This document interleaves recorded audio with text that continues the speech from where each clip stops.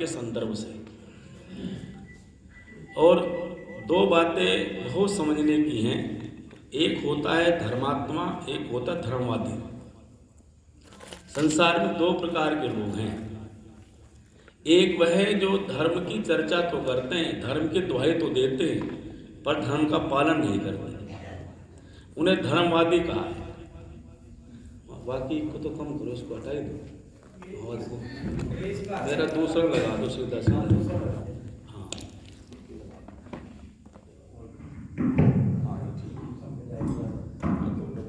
ओ अभी ठीक है मेरे लिए, है ये ठीक है। ये सीधा गाने वालों को चाहिए लरज पैदा करनी, ये तो गरज पैदा करने, लरज पैदा करनी नहीं, इससे मेरी गरज पूरी हो जाएगी। तो एक होता है धर्मवादी, एक होता है धर्मात्मा। धर्मवादी का लक्षण यह है कि वो धर्म का बखान करता रहता है। जैसे द्रौपदी का अपमान हुआ तो सब चुप रहे, पर जब द्रौपदी ने धर्म के बारे में प्रश्न पूछा, कर्म के बारे में पूछा, तो बहुत बड़ा व्याख्यान भीष्म पितामह ने किया। सब ज्यादा व्याख्यान तो भीष्म पितामह का ही, महाभारत में आप पढ़ेंगे तो कुछ लोग ऐसे हैं महाभारत में जो धर्मवादी बहुत है, धर्मात्मा नहीं। हमें बहुत सारे हो सकते हैं, लेकिन कुछ ऐसे जो धर्मात्मा भी और धर्मवादी भी हैं। वो धर्मात्मा ही है, वो ज्यादा बोलते नहीं है, पर जहां धर्म की आवश्यकता पड़ती है उसका पालन करते हैं। जैसे श्री कृष्ण हैं, विदुर हैं और दूसरे कई लोग हैं जो धर्म का पालन करने में लगे हुए हैं। अब धर्म क्या है? धर्म का सीधा अर्थ है न्याय, सत्य। जो न्याय पूर्वक कर्म, उसका नाम क्या है? बोलो, धर्म। धर्म की बहुत सी परिभाषाएं लोगों ने दी और धर्म को ठीक प्रकार से लोगों ने समझा नहीं है। किसी ने मतांतर को धर्म समझा, किसी ने कुछ समझा, पर दार्शनिक लोग अपने तरीके से परिभाषा देते हैं। महर्षि कपिल ने, महर्षि कणाद ने सांख्य दर्शन में छोटी सी परिभाषा दी है धर्म की, छोटी सी, एक लाइन की। दर्शनकारों की विशेषता ये कि एक लाइन में पूरी बात कहते हैं। और जिस दिन आपको दर्शनों में घुसने का थोड़ा सा अवसर मिलेगा तो आपको लगेगा कि हम तो थोड़ी बात में ज्यादा जान गए। तो कह रहे हैं यतो अभ्युदय निश्रेय सिद्धि से धर्म। बस यतो, जिसके द्वारा अभ्युदय, जीवन में मनुष्य की उन्नति हो जाए, और अंततो गत्वा ईश्वर के आनंद की प्राप्ति हो जाए, उस साधन का नाम धर्म है। मानव जीवन के लक्ष्य की पूर्ति हो जाए और अंततो गत्वा परमात्मा की प्राप्ति हो जाए, उसका नाम क्या है? बोलो, धर्म। अब वो सारे की सारी बातें उसके भीतर आ जाते, जितनी चर्चा हम करते हैं। दुख की चर्चा रोजाना होती है, आज भी हो रही थी। तो मैंने कल एक सूत्र पढ़ा था, उस सूत्र को आगे बढ़ाते हैं। त्रिविध दुख, अत्यंत निवृत्ति, अत्यंत पुरुषार्थ। दुनिया में 3 प्रकार के दुख हैं। कितने प्रकार के दुख हैं जी? बस सारे दुख 3 प्रकार के दुखों में आ जाते हैं। आध्यात्मिक, आदि भौतिक और आदि दैविक। इन 3 प्रकार के दुखों की निवृत्ति करने के लिए ही मनुष्य जीवन भर संघर्ष करता रहता है। लेकिन पता ये चला कि संसार में किए गए पूर्ण प्रयास के परिणाम स्वरूप भी ये 3 प्रकार के दुख सदा के लिए समाप्त, बोलो, नहीं होते। प्रयास करने पर भी, पूरा प्रयत्न कर लिया, हर प्रकार से सुरक्षित मकान बनाने के बाद भी, बड़ी बड़ी औषधियां खाने के रखने के बाद भी, हर प्रकार की सुविधा संपन्नता प्राप्त करने के बाद भी ये तीनों प्रकार के दुख सदा के लिए निवृत्त नहीं हुए। तब महर्षि कपिल कह रहे हैं त्रिविध दुख अत्यंत निवृत्ति, अत्यंत निवृत्ति इनकी हो जाए। अत्यंत का अर्थ है सदा के लिए समाप्त हो जाए, उसी का नाम पुरुषार्थ है। तो पुरुषार्थ का सीधा अर्थ हुआ पुरुषार्थ क्या है? अर्थात पुरुषार्थ वह साधन है जिस साधन के द्वारा जीवात्मा परमात्मा की प्राप्ति कर ले। सीधा अर्थ हो गया। अब परमात्मा को भी पुरुष कहा है और जीवात्मा को भी, बोलो, पुरुष कहा है, पर दोनों में अंतर क्या है? तो कल मैंने सूत्र आपके बीच में पढ़ा था, क्लेश, कर्म, विपाक, आशय। ये 4 चीजें हैं। एक है क्लेश, दूसरा है कर्म, तीसरा है विपाक और चौथा है आशय। जिसके भीतर ये चारों नहीं है, अपरामृष्ट मैंने जो इन चारों से रहित है, जो ये चारों जिसको छू नहीं सकते, उसका नाम ईश्वर है। विशेष पुरुष मैंने उसका नाम ईश्वर है, वह पुरुष है परमात्मा जिसके अंदर ये चारों नहीं है। यदि हम थोड़ी समीक्षा करें, थोड़ा सा चिंतन करें तो पता चलेगा हम जितने भी मनुष्य हैं दुनिया के या अन्य सभी जीव हैं, उन सब के भीतर ये क्लेश लगे हुए हैं। अब क्लेश का अर्थ ही दुख है। क्लेश मैंने दुख, क्लेश का अर्थ क्या हो, बोलो मोटा भाव दुख। अजित मुझे तो बड़ा क्लेश हो रहा है, क्लेश मैंने दुख। तो क्लेश का अर्थ ही दुख है। का क्लेश कितने प्रकार के हैं, तो का क्लेश भी 5 प्रकार के हैं। अविद्या, अस्मिता, राग, द्वेष, अभिनिवेश है, पंच क्लेश। अब ये 5 क्लेश हमारे साथ लगे हुए हैं। तो इनमें जो पहले वाला क्लेश उसे कहा अविद्या। और सब शास्त्रों ने एक बात कह दी, संपूर्ण दुख का मूल क्या है, बोलो तस्य हेतु अविद्या। जन्म लेने का कारण भी अविद्या, संसार में दुख का कारण भी अविद्या, कोई भी दुख होगा उसका कारण होगा अविद्या। फिर का अविद्या क्या है, तो यहाँ के दर्शनकारों ने, पतंजलि ने अविद्या के 4 भेद कर दिए कि सारे जगत के भीतर 4 प्रकार की अविद्या फैली हुई है। 4 प्रकार की। पहले प्रकार की अविद्या है अनित्य को नित्य मानना। अनित्य को, अब अनित्य और नित्य को जब देखें तो सीधा सीधा अर्थ है, अनित्य वह है जो बनता और बिगड़ता है। यह कह दो 3 पदार्थों को छोड़ करके बाकी सब क्या है, अनित्य है। ईश्वर, जीव, प्रकृति क्या है, बोलो नित्य है। नित्य, अनादि, शाश्वत, सनातन, एक दूसरे के पर्यायवाची हैं। आप नित्य कह लो, अनादि कह लो, शाश्वत कह लो, सनातन कह लो, एक दूसरे के पर्यायवाची हैं, अर्थात सदा से हैं, सदा ही रहेंगे। पर एक बात देखिए, नित्य प्रकृति से यह जगत बना है। नित्य प्रकृति से बनने के बाद जगत कैसा है, अनित्य। अनित्य जगत में नित्य जीवात्मा भी है और नित्य परमात्मा भी है। अब संबंध किसके हैं, मुक्ति किसको चाहिए, जीव को। प्रकृति की मुक्ति हो नहीं सकती, जड़ है, और परमात्मा सब बातों से मुक्त है। तो मुक्ति दुख किसके साथ जुड़ा है जी, बोलो जीव के साथ। परमात्मा में तो कोई अविद्या है ही नहीं। इसलिए पहले प्रकार का जो क्लेश है, क्लेश का जो पहला भाग है अविद्या, अविद्या का जो पहला भाग है वो परमात्मा में नहीं है। क्योंकि परमात्मा का किसी भी पदार्थ से कोई लगाव बोलो नहीं है। परमात्मा का इस जगत के बनाने के पीछे कोई अपना लगाव नहीं, अपनी कोई इच्छा नहीं है। क्यों नहीं है, क्योंकि परमात्मा पूर्ण है और पूर्ण की कोई इच्छा बोलो नहीं होती। इसलिए पूर्ण में ना सुख होता ना दुख होता। इसलिए परमात्मा में ना सुख है और ना दुख है। परमात्मा ना सुखी होता और ना दुखी होता। एक ने कहा कि हम प्रार्थना क्यों करें भगवान की, तो उत्तर दिया, मजहबी लोग ऐसा उत्तर देते हैं जिनको ठीक ठीक ज्ञान नहीं है, ऐसा कहते हैं कि प्रार्थना करने से परमात्मा खुश होता है। प्रार्थना करने से परमात्मा क्या होता है, खुश होता है। और न करने से भगवान क्या होता है, जोर से बोलो आर्य, नाराज होता है। इसका मतलब है खुश होना, नाराज होना दोष है कि नहीं। तो इसका मतलब परमात्मा दोष हुआ परमात्मा। फिर तो यदि हम प्रार्थना करें तो खुश होगा और यदि नहीं करें तो नाराज होगा। इसका ये हुआ कि परमात्मा भी खुशामदी है, खुशामद चाहता है। पर दृष्टांत कहते ना, परमात्मा आपके प्रार्थना करने से खुश नहीं होता और न करने से नाराज नहीं होता। फिर कहा जब प्रार्थना करने खुश नहीं होता, नाराज नहीं होता, तो क्या होता है। फिर कहा क्या प्रार्थना करने से परमात्मा हमारी बात सुन करके हमारे जो खराब काम है उनको माफ कर दे। ऐसा कर दे, चलो भाई ठीक है, खुश नाराज ना हो, छोड़ो पर उस बात को, उस समय लेना नाराज रहे, भले जब खुश रहे, लेकिन इतनी कृपा कर दे कि मैं उससे प्रार्थना करूं, भगवान मैं तेरे से प्रार्थना करता हूं कि तू मैंने गलती कर दी थी, मेरे से पाप हो गए हैं, तो इन पापों को माफ कर दे, क्षमा कर दे। तो कर देता होगा।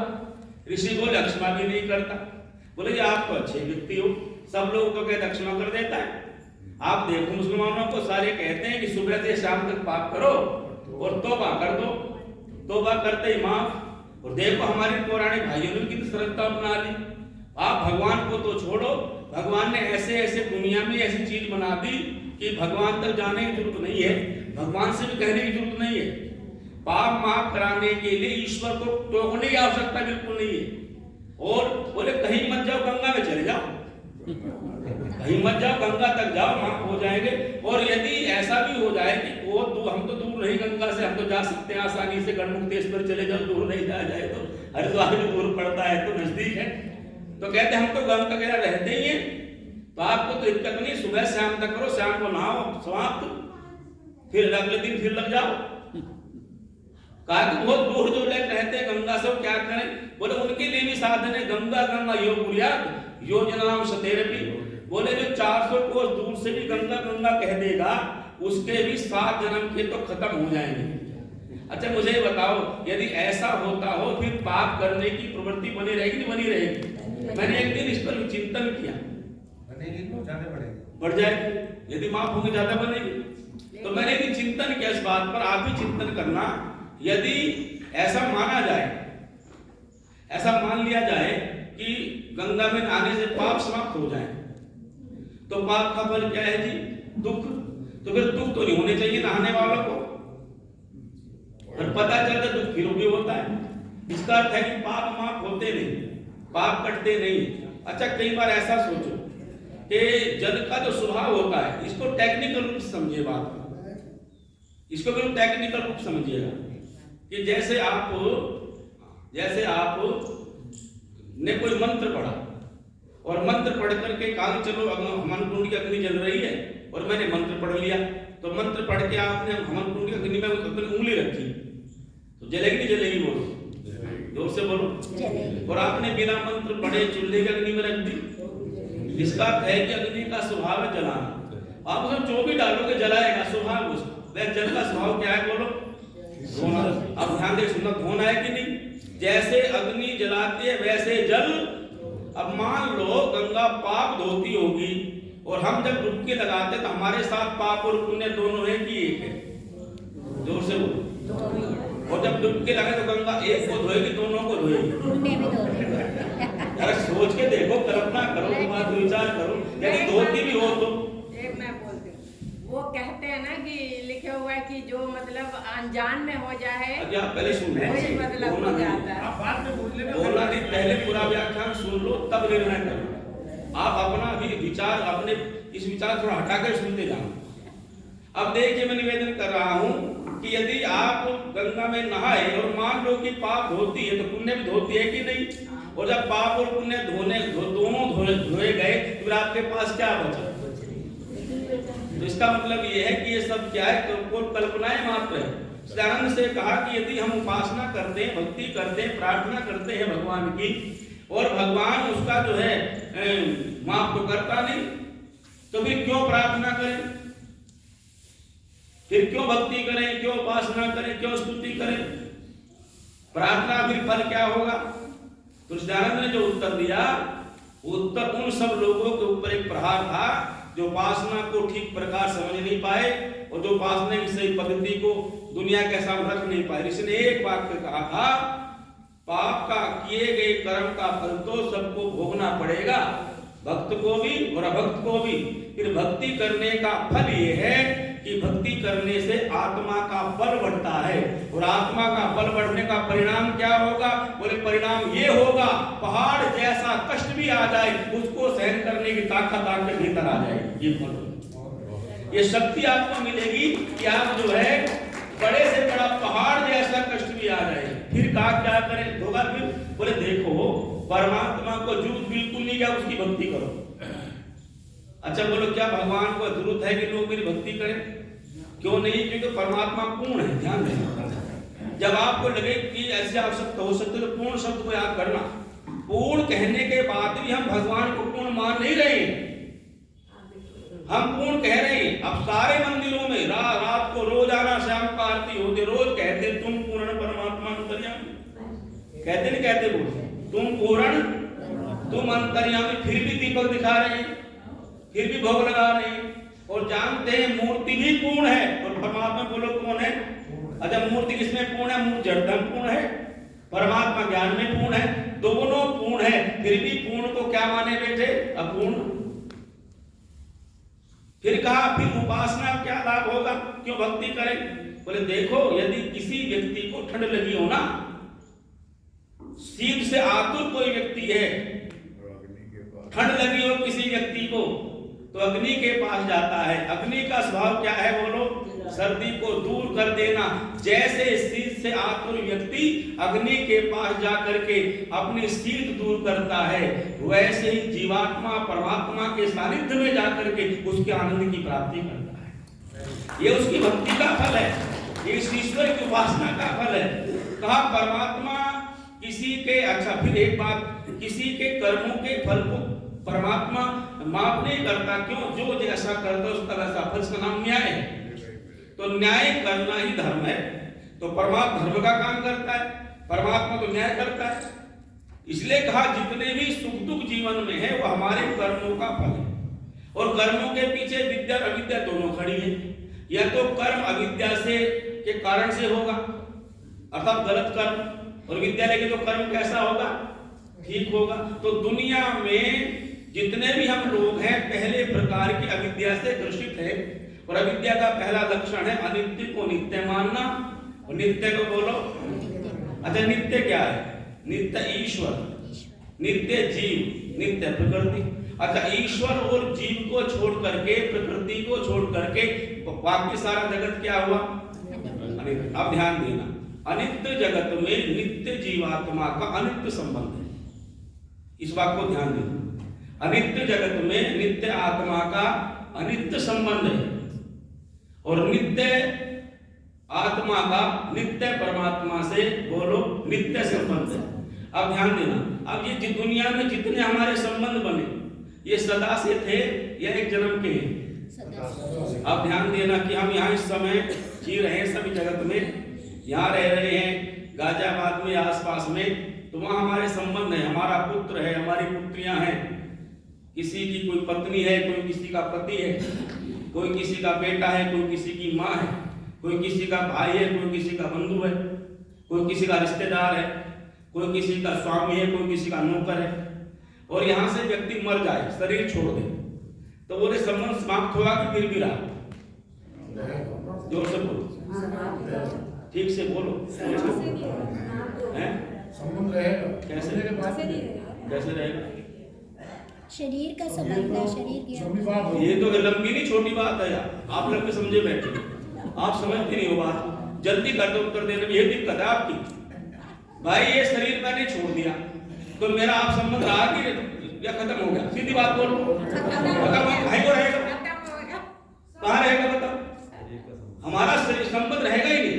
अब तो फिर सुनो, दोबारा हमने दूसरे रूप में जन्म लिया किसी योनि में, संबंध होता तो भी पहचानो ना अपने को। सीधी सीधी बात को समझ लीजिएगा, उलझने की आवश्यकता बिल्कुल नहीं। हम उलझते जाते हैं, उलझते जो है कहने का विद्या धरी भीतर मन में, अविद्या उठा देती है हमें। सीधा सीधा अर्थ है इस जन्म के संबंध ही जन्म में समाप्त हो जाएगा, रहेगा ही नहीं। अब आज आपके पिताजी मर गए, बोलो क्या संबंध रहा आपको उनके साथ? बताओ मुझे, रहा कुछ? बताओ मुझे। और वही आके आपके परिवार में आके 2-3 पीढ़ी में जन्म ले गए, तो बोले पिता का संबंध रहेगा, पोता समझ रहेगा? जल्दी बोलो। तो संबंध बदला नहीं बदला? संबंध जन्म से प्रारंभ होता है, मृत्यु पर समाप्त हो जाता है। अब समझ बात आ गई? इसलिए जो उत्तर दो सोच समझ के दो। आप पढ़े लिखे लोग हो और बड़े स्वाध्यायी हो, जो उत्तर दो पहले सोच लो कि मैं कह क्या रहा हूं, या पहले समझ लो बात को। इसलिए मैं 3-4 बार रिपीट कर देता हूं, 2 बार भी रिपीट कर देता हूं। इसलिए जो संबंध हमारे जन्म के जन्म में रहे, इसे कहते हैं अनित्य संबंध, बने और बिगड़ गए। और ये तो चलो मरने के बाद कहता हूं, संसार में तो संबंध रोजाना बनते, रोजाना बिगड़ते हैं, रोजाना बनते, इसे कहते हैं अनित्य संबंध। अब मैं फिर कहना चाहता हूं, मां जीवित हमारे पिता हैं, जीवित हमारी माता है, जीवित हमारी सास है, जीवित हमारे ससुर हैं, और उनका जीते जी का संबंध हमारे साथ है। और हमारे ससुर मर गए, सास मर गई या पिता मर गए, तो हमारा संबंध रहे क्या? जोर से बोलो। अब मैं फिर आपसे पूछना चाहता हूं, अब उन्होंने यहां से मरने के बाद उसकी गति तो हुई होगी। अब उनका प्रश्न आ रहा है जिन्होंने उत्तर लिख करके दिया था एक दिन। अब यहां से जीवात्मा जब गई, अब उसकी 2 गतियां हैं उसकी, या तो वो इतनी उत्तम आत्मा हो उसको मोक्ष प्राप्त हो जाए, जन्म मरण का बंधन प्रांत काल तक छूट जाए। प्रांत काल मैंने वो जो आपने पढ़ा समय मुक्ति का, उस तक छूट जाए। 36,000 बार सृष्टि बने बिगड़े, सीधा सीधा आप सब जानते हैं, इसलिए जो जानते उसे बताने की आवश्यकता नहीं। तो इतने लंबे काल तक वो जन्म नहीं देगा आत्मा, वो तो मुक्त हो गया। दूसरा बचा भोग में जाने वाला, जिसके जैसे कर्म है उसके अनुसार परमात्मा शरीर देगा। इसीलिए वेद में लिखा असूर्या नामते लोकांधेन तमसा वर्ता तांस्ते प्रतव्य गच्छति एकेचात् मनोजना। परमात्मा ने असूर्या नामते लोक, ऐसे ऐसे लोक भी बनाए हैं, ऐसी ऐसी योनि भी बनाई है जहां सूर्य का प्रकाश भी नहीं जाता। कौन है वे, कौन जाएगा उनमें? बोले आत्महंता, जो अपनी आत्मा का हनन करने वाले हैं, उनके लिए परमात्मा ने ऐसी योनियां रची है। अब सीधा अर्थ हुआ कि जैसे जैसे कर्म वैसा वैसा शरीर। यदि खराब कर्म किए तो भोग योनियां मिलेगी, और यदि उसको पढ़ो तो मनु ने स्पष्ट कर दिया सारा, मन से किए गए पाप का फल भी है। शरीर को तो छोड़ो, भिन्न भिन्न प्रकार की योनि में जाओगे, चाहे आपको मनुष्य का जन्म मिल जाए, चाहे आपको पशु पक्षी का जन्म मिल जाए, चाहे कीट पतंग का जन्म मिल जाए, चाहे और अन्य जन्म मिल जाए। तो पहली गति क्या हुई? मुक्ति की। दूसरी गति क्या हुई? बोलो बंधन की। बंधन माने शरीर मिल जाए। अब जीवात्मा यहां से गया, जैसे उसके कर्म, जैसे उसके संस्कार, जैसा उसका भोग, वो तीन भागों में मिल गया। जाति आयु भोग सती मूले तद विपाक, अर्थात जो भी आपने किया है उसका तीन रूपों में परिणाम मिले। मात्र जल्दी खत्म कर दो इस बात को, जल्दी से बंद कर दो। जाति आयु और भोग। जाति आयु, जाति मैंने शरीर, आयु मैंने अवस्था जितने दिन जिएगा उसमें, और भोग मैंने जो उसके खाने के पदार्थ हैं। सबके भोग भगवान ने अलग अलग बनाए, देख लो है जी, सबके अलग अलग है कि नहीं? मनुष्य के अलग हैं, पशुओं के अलग हैं, पर गजब की बात यह है पशु अपने खाते हैं, मनुष्य पशु खा लेता है। देखो है कि नहीं बात? अच्छा देखो, गाय चाहे 1 महीने की भूखी हो मांस नहीं खाती, और शेर कभी घास, तो शेर का भोजन क्या है जी? मांस। और गाय का भोजन क्या है जी? घास। और मनुष्य का भोजन क्या है जी? अब देखो, इसका भोजन है तो शाकाहार, पर इसने कहा कि मैं तो तुम्हारे दूसरे वालों का भी खाऊंगा। अब मनुष्य का कोई भरोसा नहीं किसका खावे। इसका मतलब ये है कि मनुष्य को बुद्धि दी भगवान ने कि दूसरे के आहार पर डाका मत डाल, फिर दूसरे का आहार खाने लगा। और तर्क दिए जाते हैं जी कि यदि मांस ना खाया जाएगा तो दुनिया में फिर मांस ज्यादा बढ़ जाएगा जी, फिर दहल का मच जाएगा। तुम्हारी जिम्मेदारी है, भगवान की जिम्मेदारी है ये। कुछ कहते हैं जी मांस भी तो मनुष्य का भोजन है। देखो सुनना, आहार क्या है? आहार है जिसके बिना जीवन ना चलता, उसका नाम आहार है। अच्छा मुझे बताओ, क्या कोई व्यक्ति, मेरी गारंटी है, क्या कोई व्यक्ति बिना अन्न खाए, बिना चावल खाए, बिना रोटी खाए, बिना सब्जी खाए, बिना फल खाए, केवल मांस पर जिंदा रह सकता है? इसका मतलब है मांस मनुष्य का जीवन। और हम कहते हैं कोई मनुष्य पूरे जीवन भर दूध पी के जिंदा रह सकता है, फल खा करके बोलो जिंदा रहे। रोटी खा, एक तो मेरे गजब की बात है, एक गांव में तो एक महिला मिली माता जो खाली चाय पी रही थी, और चाय में जिंदा थी, कुछ और खाती नहीं थी वो, ना रोटी खावे ना फल खावे। तो कहती जी 12 साल हो गए मुझे, मैं तो चाय पीऊं, एक कटोरा भर के पी, इतना बड़ा टोला, हाँ देख इतना बड़ा टोला, और चाय पीवे और कुछ नहीं पीती थी। इसका मतलब क्या है कि दूध मनुष्य को जिंदा रख सकता है, जीवन भर रह सकता है आदमी, पर मांस पर नहीं रह सकता। इसका क्या बना? मांस मनुष्य का भोजन नहीं। मांस मनुष्य का भोजन नहीं है। ये तो उन लोगों ने बना दिया जिनको जीव का चस्का था, जिन्होंने सोचा चलो ये बना दो, लोग धीरे धीरे शुरू बढ़ते जाते, इसकी बड़े बड़े प्रमाण देने शुरू करते, उल्टे सुलटे, बुद्धि खराब होती जा रही मनुष्य की। अब जैसे जैसे हमारे कर्म वैसा वैसा बोलो हमारा हो, वैसा वैसी होनी मिल गई। 2 स्थिति बन गई ना, पहली मुक्ति की और दूसरी। अब फिर मैं आपसे पूछना चाहता हूं, जो मुक्ति में गए उनसे भी आपका संबंध नहीं रहा, और जो दूसरी योनि में चले गए बोलो। अब फिर आपसे पूछना चाहता हूं, फिर श्राद्ध किसके लिए करती हो? बोलो तो भी, फिर श्राद्ध किसके लिए करती हो? आप बताओ मुझे। फिर कैसी सोचते हो कि भोजन मैंने जो निकाला अब मेरे दादा को प्राप्त हो जाएगा? ऋषिदार ने सरस्वती तब ये कहा, रे दुनिया के लोगों, श्राद्ध मैंने, श्राद्ध का अर्थ है जीवित माता पिता की, जीवित बड़ों की, जीते जी उन बड़ों की, जीवित माता पिता की श्रद्धा पूर्वक सेवा करने का नाम श्राद्ध है। श्रद्धा पूर्वक, श्रद्धा से देना, क्योंकि दो प्रकार से अपने बड़ों को भोजन देते हैं। एक घर में बेचारे बूढ़ा व्यक्ति बैठा है, तो वो एक लड़का, उसको पुत्र बतूर एक, और वो बूढ़ा रह गया, बुढ़िया मर गई बेचारी। अब वो रोटी देंगे उसको, और रोज आना कहीं पता नहीं कब मरेगा, ये पता नहीं कब मरेगा, पता है कब तक रोटी देनी पड़ेगी। अच्छा बोलो, ये श्राद्ध है क्या? ना, ये श्राद्ध नहीं है। वो रोटी दे तो रहा है, पर जीवन के लिए नहीं दे रहा, मरने के लिए दे रहा है। ये श्राद्ध नहीं हो सकता, ये मजबूरी है उसकी। तो क्या बात समझ रहे हैं? मजबूरी। पर श्राद्ध क्या है? श्राद्ध का एक भाव जीवन में है, जिसके माता पिता और सास ससुर हैं, वो जब उनकी सेवा करे तो मन में भाव रखे, भगवान तूने मेरे ऊपर बड़ी कृपा की है, मैं दुनिया का सबसे बड़ा सौभाग्यशाली आदमी हूँ कि मुझे अपने माता पिता की और सास ससुर की सेवा करने का अवसर प्राप्त हो रहा है। ये श्राद्ध का मैं सौभाग्यशाली हूँ, मेरा सौभाग्य, ऐसा भाव हमारे भीतर विद्यमान रहे। इसी का नाम श्राद्ध है, इसी का नाम तर्पण है। और ऐसा श्राद्ध तर्पण जिस दिन दुनिया के भीतर पैदा हो जाएगा, फिर हमारे बड़े वृद्धाश्रम में भी जाएंगे, वृद्धाश्रमों को ताले लग जाएंगे। फिर क्यों? वृद्ध हमारे लिए फालतू की चीज नहीं है, ये हमारे लिए देवता है। शास्त्र ने शुरू में कह दिया, मातृ देव भवे, पितृ देव भवे, आचार्य देव भवे। मुझे बताओ दुनिया के लोगों, देवताओं को निकालने के बाद किसी घर के अंदर स्वर्ग बन सकता है? स्वर्ग किसे कहते हैं? देवता रहते हो, देवता निकाल दे, स्वर्ग बनेगा कैसे? और याद रखना, सीधी बात कह दूं, जैसा जैसा करते जाओगे वैसा वैसा भोगना भी तो पड़ेगा। इसलिए जीवात्मा का जो संबंध है हमारा, संबंधों का ये संबंध एक जन्म के, इसलिए उनको अनित्य संबंध कहा है। ये सारे अनित्य संबंध है। और यही नहीं, ये तो उच्च संबंध है, हमारा शरीर से भी अनित्य संबंध है, अपने शरीर से भी हमारा नित्य संबंध नहीं है, अनित्य संबंध है।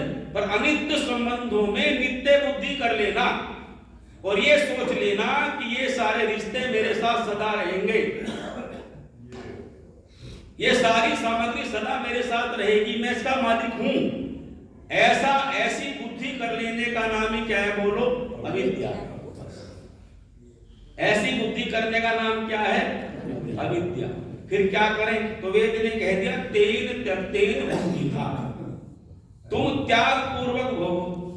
क्यों? जब आप यज्ञ करते हो ना, तो यज्ञ में रोज क्या कहते हो? इदं नमम, ये मेरा नहीं है। इसलिए उपनिषद में एक जगह पर एक प्यारी बात लिखी, वो कहते हैं दुनिया में दो प्रकार के लोग हैं, वो दो प्रकार से जीते हैं, दो प्रकार की उपासना करते हैं, मम की और न मम, दो अक्षरों की और तीन अक्षरों की। तो कहा यदि तुम आनंद चाहते हो तो तीन अक्षरों की उपासना करो, न मम, ये मेरा नहीं। देख लो घर में सुख आ जाएगा। बहू आई तो सास ने कहा, बेटी ये घर मेरा है, रोज बैकड़ से गया मेरा है, मुश्किल से बनाया मैंने, जब मैं आई थी तब कुछ नहीं था, दो कच्चे कोठड़े खड़े थे, मोटी भाषा बोलो तो मेरी ठीक, दो कच्चे कोठड़े खड़े थे, कुछ नहीं था यहाँ। मैंने सारी मेहनत की तेरे ससुर के साथ मिलकर के, तेरे ससुर तो बावड़ा था, मैं क्या जो कुछ किया, अगली ये भी सुना रही है। क्योंकि दुनिया में प्रत्येक महिला अपने पुरुष को अपने से होशियार मानती नहीं है, और तुम्हें कुछ नहीं पता, यही कहा था। एक दिन तो एक गुरुजी ने एक प्रश्न किया बड़ा प्यारा, कभी कभी हंसी भी आती है इस प्रश्न। उसने कहा, जी गुरुजी मेरी पत्नी मेरे से कभी खुश नहीं हुई, किसी बात पर संतुष्ट नहीं हुई। बोले तेरा प्रश्न ही गलत है, आज तक किसी की भी तेरी खाद हो जाएगी।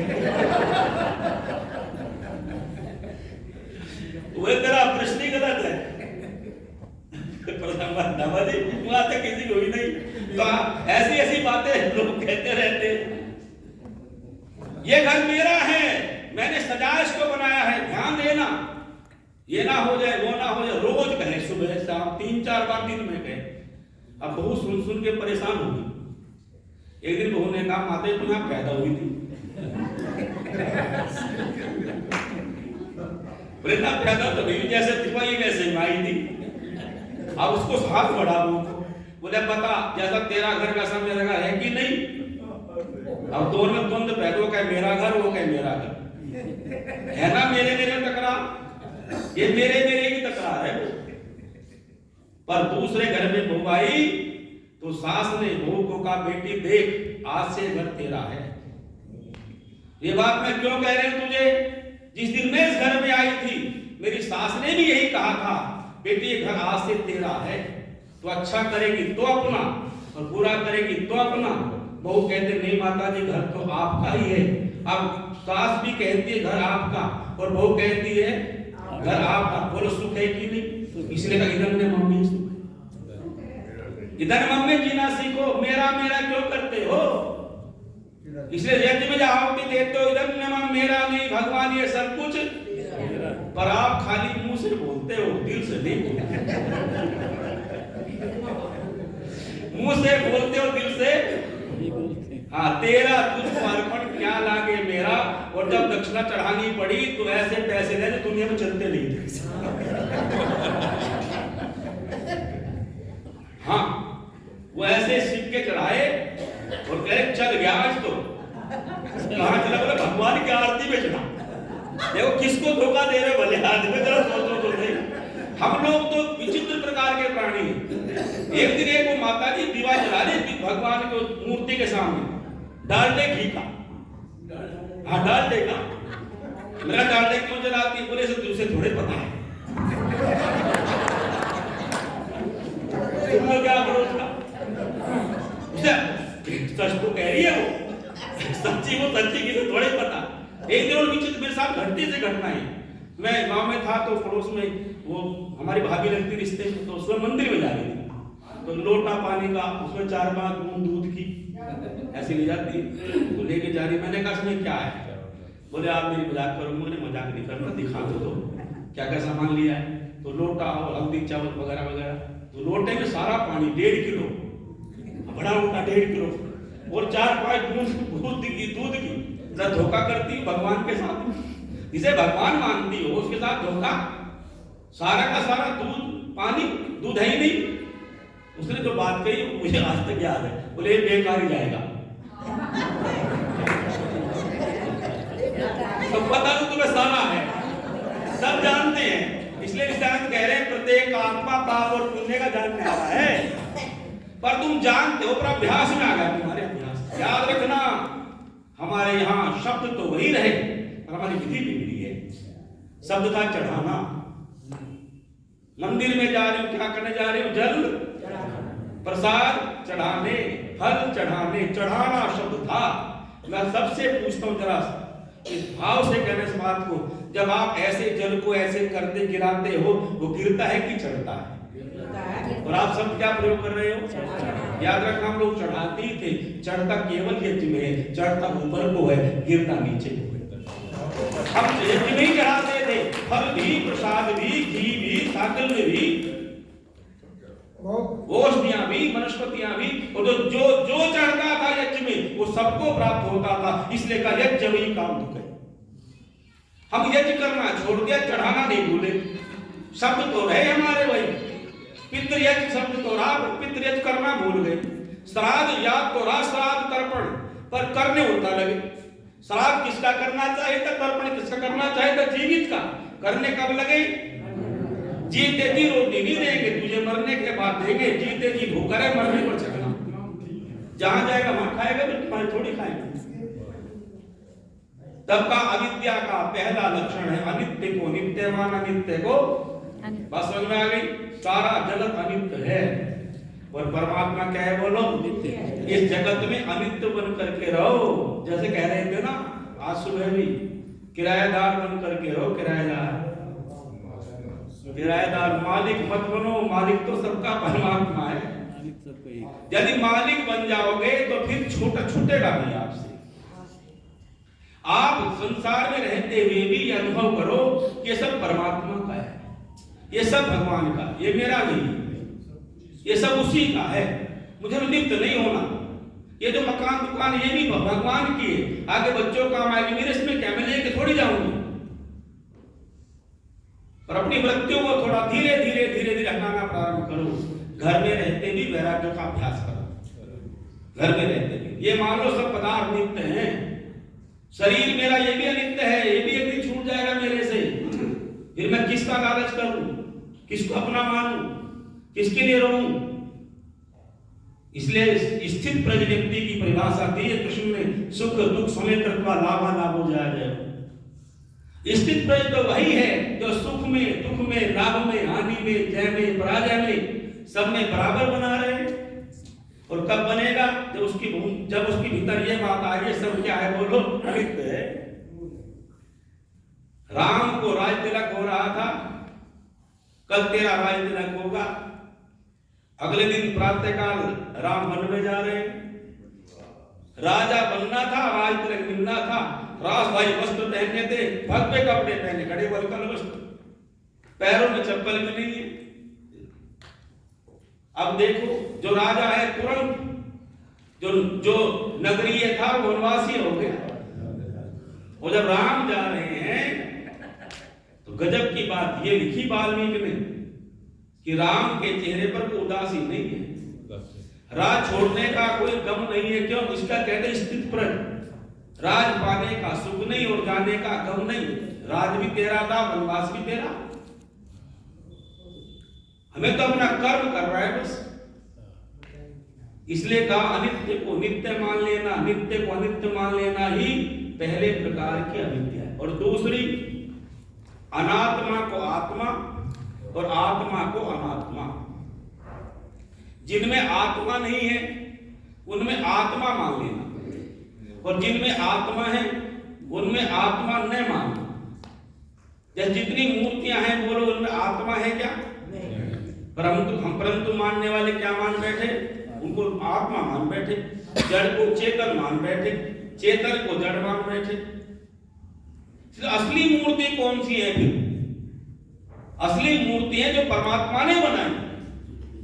आर्य समाज कहता है कि तुम मूर्ति पूजा तो करो पर असलियों की पूजा करो। पूजा का संस्कार, असली मूर्ति तुम्हारे घर में भगवान ने बनाई है जो आत्मा वाली है, माता है, पिता है, आचार्य, अतिथि है, ये असली मूर्तिमान देवता है। इनको पूजने का नाम ही क्या है बोलो? असली पूजा तो यही है। ये आत्मा है, ये चेतन है, तो चेतन को चेतन मानना, जड़ को जड़ मानना। पर जब जड़ को चेतन मान लिया जाता है बोलो विद्या है क्या? विद्या। तो आप देख लो सारा जगत कैसे फंसा हुआ है। अब ध्यान दे लो चारों तरफ, पढ़े लिखे हो चाहे अनपढ़ हो, अविद्या में किस तरह ग्रसित पड़े हुए हैं। सुनो भैया, किस तरह ग्रसित है। और तीसरे प्रकार का विद्या है पाप को पुण्य मानना और पुण्य को पाप मानना। देखो थोड़ा थोड़ा अंतर है, बहुत सूक्ष्म सा भाव अलग अलग है, थोड़ा थोड़ा समझना पड़ता है।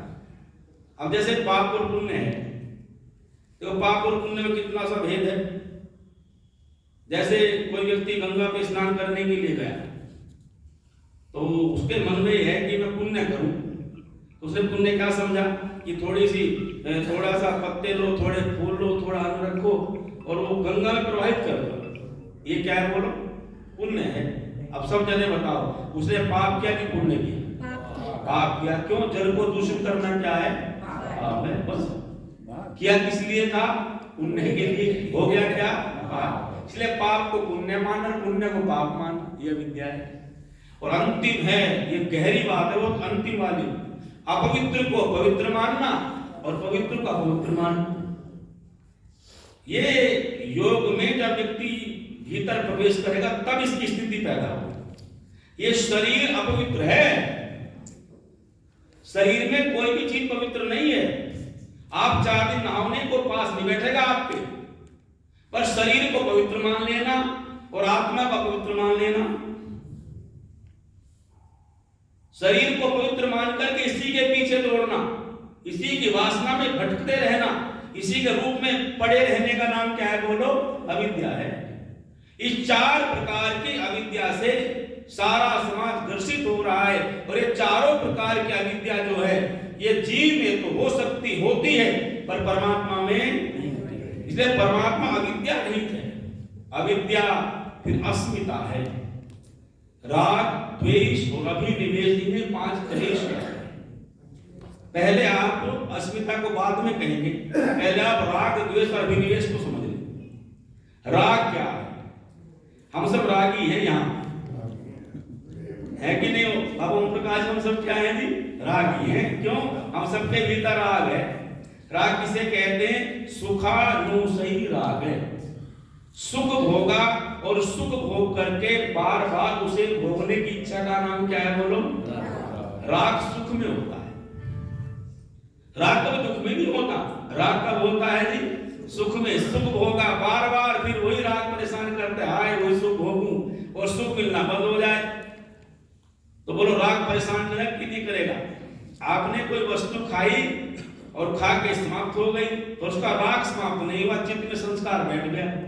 मानो आपने हलवा खाया और हलवा खा के हलवा समाप्त हो गया, हलवा तो बचा नहीं, और उसका स्वाद जो है ना, वो स्वाद का जो राग है वो साथ है आपको।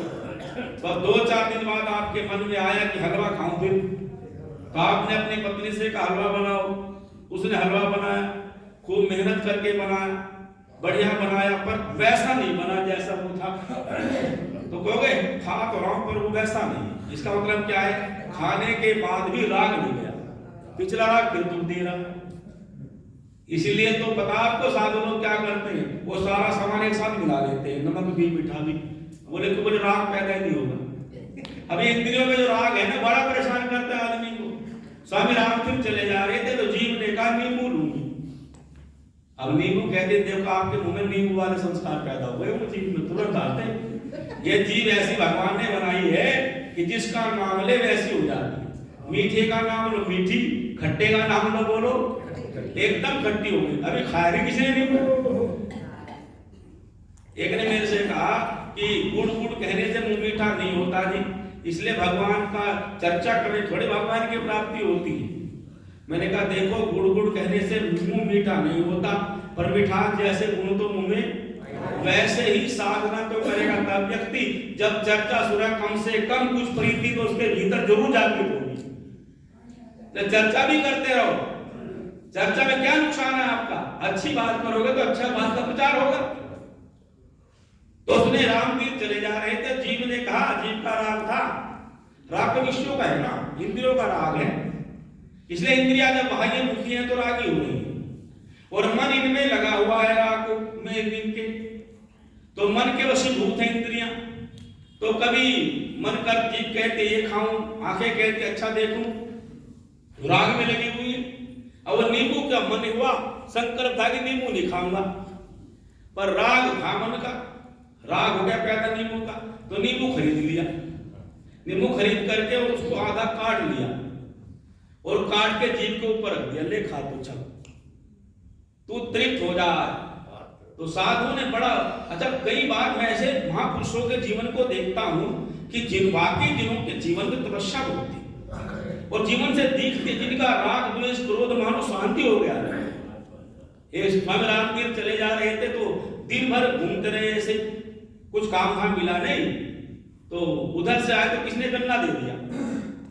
अब गन्ना लेके घर आ गए, पत्नी क्रोध में थी, कुछ लेके नहीं आए, गन्ना हाथ में पकड़ के रामतीर्थ के कमरे में मार दिया, गन्ने के 2 हो गए। रामतीर्थ बोले हाथ देवी तुम तो कमाल कर दिया, मैं तो परेशान सुबह से हो रहा, जब से गन्ना मिला तब से परेशान था कि ये गन्ने हैं, खाने वाले 2 हैं, इसके 2 कैसे होंगे। मैं सोचता आ रहा था कि हम घर में 2 प्राणी और गन्ना कितना है जी? 1 है। अब हम खाने वाले 2 गन्ना है तो इसके 2 कैसे होंगे? तूने तो झंझट खत्म कर दिया, 2 कर दिए, तू खा लेगा खा लूंगा।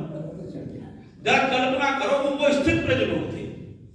सुकरात की पत्नी वो सुनते ध्यान बड़ी कर्कश आती, तो सुकरात तो धर्मात्मा आदमी थे, व्याख्यान करते रहते, उपदेश करते रहते।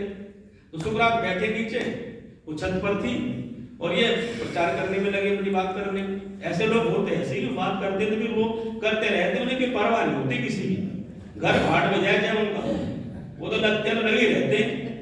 अब वो सुकरात की पत्नी रोज गुस्सा करती, मंत्री जी रोज गुस्सा करती, रोज क्रोध करती, गालियां देती और बहुत बुरी बुरी कहती। आज तो बहुत गुस्से में थी, आज तो घर का सारा कबाड़ा भर लिया, गंदगी बाल्टी में भर ली गोबर ऊपर सब और पानी भर लिया और छत पे जाकर सुकरात को उड़ेल दिया गुस्से में। इतने पर भी जो धैर्यशील रहे वही तो साधु है। सुकरात बोल उठे, देवी तुमने गजब कर दिया, हमने दुनिया में सुना था जो गरजते बरसते नहीं है, जो गरजते हैं बरसते नहीं है। तुमने तो एक कहावत थी झूठी कर दी, तुम तो गरजती भी हो। आहा, सुकरात के चेहरे पर कोई क्रोध का भाव नहीं। आज गौर से देखा उस पत्नी ने उस चेहरे को, कल पहले इतने ध्यान से नहीं देखा था। ये कोई मनुष्य नहीं हो सकता ना। चरणों में लेट गए, तुम तो देवता। ये दिव्यता आपके भीतर भरी हुई है, ये धैर्य है आपका। जरा सी बातों में क्रोधित हो जाना, जरा सा अपमान कर दे, सहन में कर। चिदानंद से शिक्षा ले लो। लोग पत्थर मार रहे थे, लोग गाली दे रहे थे, ऋषि प्रचार में लगे थे। ये धैर्य है। एक दिन वो मैं पढ़ रहा था, एक दिन उनसे कहा, स्वामी जी लोग आप गाली देते हैं, आपको बुरा नहीं लगता? बोले देखो भैया, मैं उत्तर प्रदेश में बहुत ज्यादा रहा हूं और मथुरा के आसपास बहुत रहा हूं, कर्णवास की तरफ ज्यादा रहा हूं, मैं पढ़ा क्यों रहा हूं, तो बुलंदशहर और गाजियाबाद और रायपुर इस तरफ ज्यादा रहा हूं, बोले क्षेत्र बहुत रहा हूं। तो वहां ऐसी प्रथा है कि जब बेटे की शादी होती है और बारात लेके जाते हैं तो जो लड़की वाला पक्ष होता है, महिलाएं होती हैं, बड़े पक्ष को गालियां देती हैं। ऐसे गाली पहले देती थी, अब गालियां देती, और जितनी गालियां वो देती हैं तो वर का जो पिता होता है या बड़े लोग होते बड़े खुश होते हैं। मेरी स्थिति तो वैसी ही है, ये गाली देते जाते हैं, खुश होता है। अब कल्पना भी नहीं कर सकता, ऐसा सोच सकता है कोई? ये क्या उनका धैर्य है। एक बार उनके मित्र ने कहा, कैलाश पर्वत नाम के व्यक्ति ने, वो साधु थे, उनका नाम था कैलाश पर्वत, उनके मित्र थे वो पौराणिक साधु। एक दिन बोले, दयानंद तुम तो विचित्र प्रकार के व्यक्ति हो, समाधि में पहुंचे व्यक्ति हो तुम, तुम्हारा अभ्यास समाधि का कितना गहरा है, क्यों लोगों के चक्कर में पड़े हो? लोग तुम्हें गाली देते हैं, पत्थर फेंकते हैं, तुम फिर भी अमृत वर्षा करते रहते हो। किसी ने कहा इन्हें नहीं पता है क्या करते हैं। पर सुनो कैलाश पर्वत, मैं जब समाधि में बैठता हूं तो मेरा मन ये होता है कि मेरा देश गुलाम है, मेरा देश दरिद्र होता जाता है, वेद की विद्या छूटती जाती है, और ऐसे समय अकेला मुक्ति में चला जाऊं और मेरे हजारों लाखों मेरे परिवारों के लोग, मेरे देश के लोग इस विद्या से वंचित रह जाएं तो मेरे जीवन पर धिक्कारित होगा। ऐसा समाधिस्थ पुरुष, इसे कहते हैं स्थित प्रज्ञ व्यक्ति, ना सुख ना दुख। ऐसी स्थिति पैदा आपकी हो जाए तब होगी जब नित्य अनित्य के भेद को ठीक समझ लेंगे। तो राग और द्वेष, दुखानुशयी द्वेष है, और अंतिम है अभिनिवेश, मृत्यु का भय। समय हो गया है, समय तो हो गया ना, समय हो गया, बस समेट देता हूँ थोड़ा अस्मिता के इसको, समेट देता हूँ पांचों को, अस्मिता के हाँ समेटना, समझना, अंत को पांचों को समेट देता हूँ। अविद्या, अस्मिता, राग, द्वेष, अभिनिवेश। राग समझ में आ गया? सुखानुशयी राग है, दुखानुशयी द्वेष है। दुख भोगा और दुख के प्रति जो मन में न भोगने का भाव आता है, घृणा का भाव आता है, उसे कहते हैं द्वेष।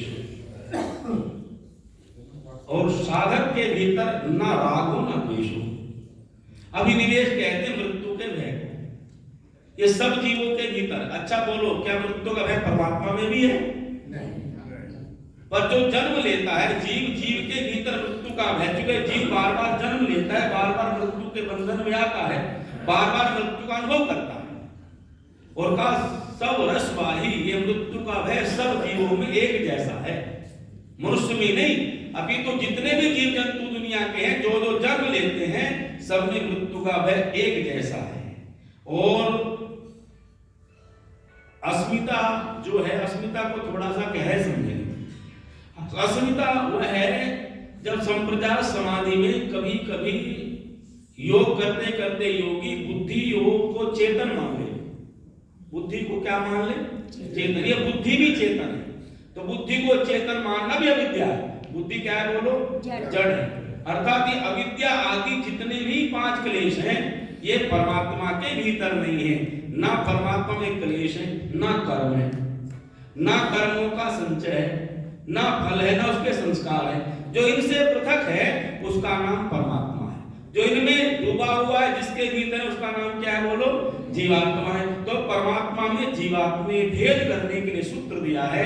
अब धीरे धीरे जितना जितना आप अभ्यास करते जाओगे राग आदि को दूर करने का, उतनी उतनी मात्रा में परमात्मा की निकटता का अनुभव करते जाओगे।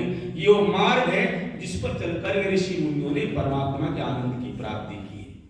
बस अब ये विराम देते हैं। आप सबने बड़े भाव सुना, सबका धन्यवाद करते हैं।